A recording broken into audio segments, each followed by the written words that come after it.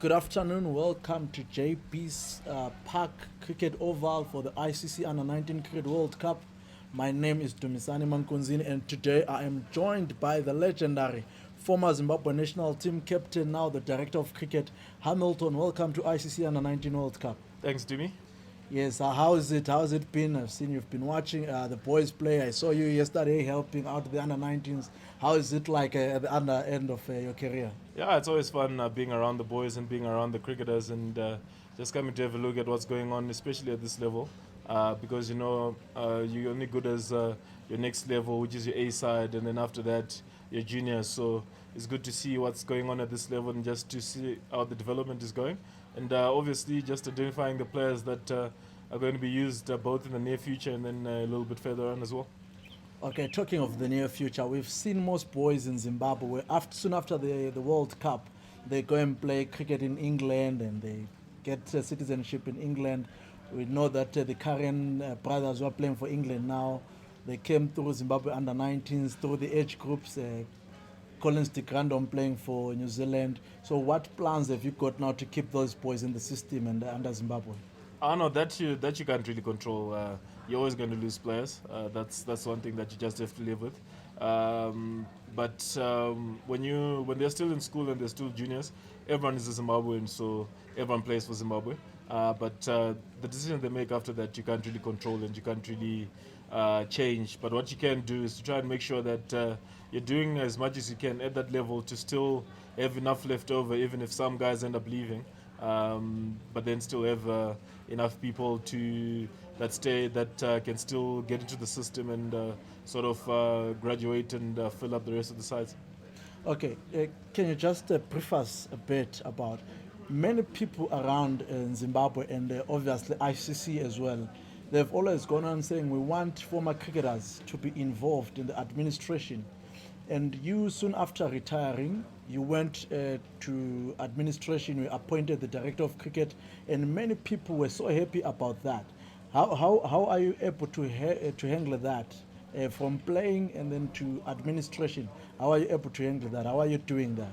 Oh yeah, it's obviously a lot different. You learn a lot of things straight away. I think even from the first week I was in the job, I was learning new things. But yeah, it's obviously very different crossing over from being in the field and being in the back room. But it's always nice though to have someone who has spent as much time as I have playing to be in the back room because you know exactly what the players need. You know exactly what the players need to be in place for them to do better, and you know from a player's point of view what the guys need to do to be ready and to just be able to concentrate on their game, which is the biggest thing about this role is to just make sure that the guys don't have to worry about anything else and they just concentrate on their game and concentrate on what they have to do on the field. So there's no substitute to having someone who was there firsthand and knows exactly what needs to be done, being in the background and sort of helping get things right from that angle.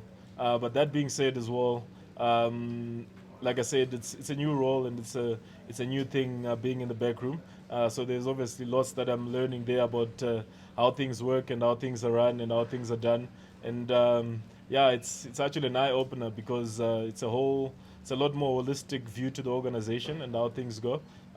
Because as a player, you only have like a fraction of what happens, but then when you're now where I am, you see a lot more, and you actually have a lot more answers for some of the things that you had questions about when you played as well.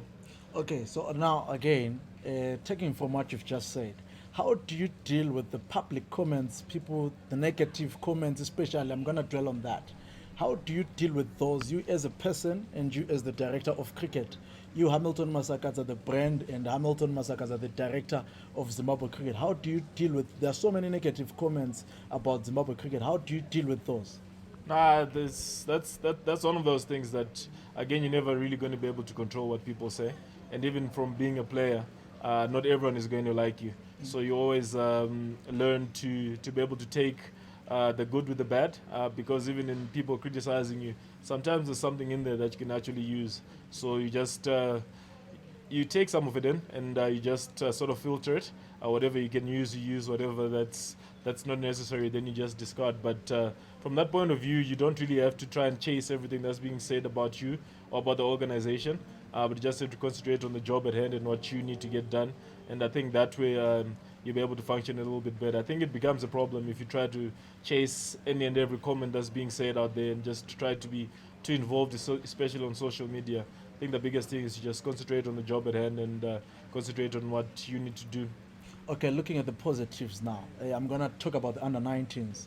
Your under 19s, I believe they arrived here on the 31st of December last year. Even though the economy in Zimbabwe has been very bad, how did you manage to do it, to bring them here so many days before the actual under 19 World Cup started, and getting the boys ready, playing home ups and playing good cricket, beating New Zealand, beating South Africa, playing so much good cricket?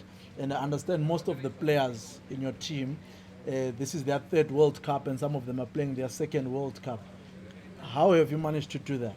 Yeah, I think just from an organizational point of view, like I said, this is a level that we see as very important, and this is a level that we treat with a lot of importance. So from that angle, it wasn't really too hard to convince the guys to allow the guys a little bit more time to prepare. Like you mentioned, they came for a quadrangular series, so we all felt that it was important as a part of their preps for this World Cup to come down and play those games.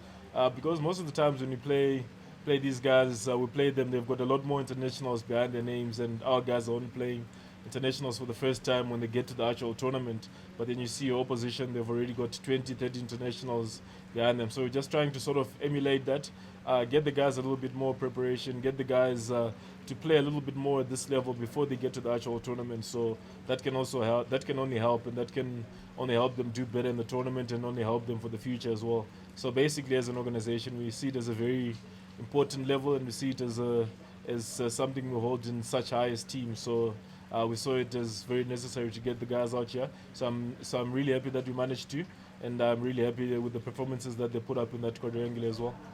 Okay, I did a research about all the teams at this World Cup, and I noticed that Zimbabwe is the only team with a technical team that has got people with experience as players at national level. You've got the former captain Prosper Otseya as the head coach, Greg Lamb, batting coach, and you've also got Mufaro, who's been with the domestic teams in Zimbabwe doing well. Is that coming from you as the player, that you know these guys personally, what they're capable of, or it's the organization and their coaching skills and everything? Where is that coming from? I think it's more the organization and the vision that they have going for the future as well. I think, as with myself, they're going to try to use a lot more of the cricketers and the former cricketers in a lot of these roles. And I think this is not something that's being done for the first time. These guys were involved in the last two World Cups already, so yeah, they've already been in the system. They've already been working at this level. So I think it would be good to have them do the work that they're doing at this level, and then also hopefully prepare them to also come a little bit higher and maybe join the provincial sides or the national setup as well. Okay, so from here, after the Under 19s World Cup, where to now from here? Any games lined up for the Under 19s? Any programs, or maybe going to the academy before they go straight to the national team? Anything planned for these particular boys? In terms of the Under 19s, a few of them already established in some of our domestic provincial teams. So just in terms of that, they're already playing at domestic level. So I think that's part of the process of getting them prepared for the next level. So it's going to be that domestic cricket, and then also the academy. A lot of them are also going to the next academy setup. So just from that angle, I think there are already programs in place, and there are already steps that we're putting in place to sort of develop them and get them ready to moving on to the next level of their careers as well. Okay, there are so many boys, including myself and you, who came through the scholarship programs and went on to excel and went on to play for the national team like you. Are you going to bring back the scholarships, the boys from townships, the western areas, going to schools like Churchill, like you did, and all that?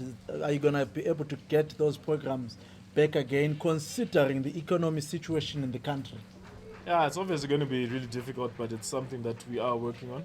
It's something that we're looking to do because those programs brought through so many players that represented the national side. So it only makes sense to sort of revive that and to try and make it happen again. But yeah, again, our development and our development programs are something that we're taking very seriously, and that we're going to really put a lot of resources towards. So again, that side of things is in good hands, and that side of things is going to be developed as well.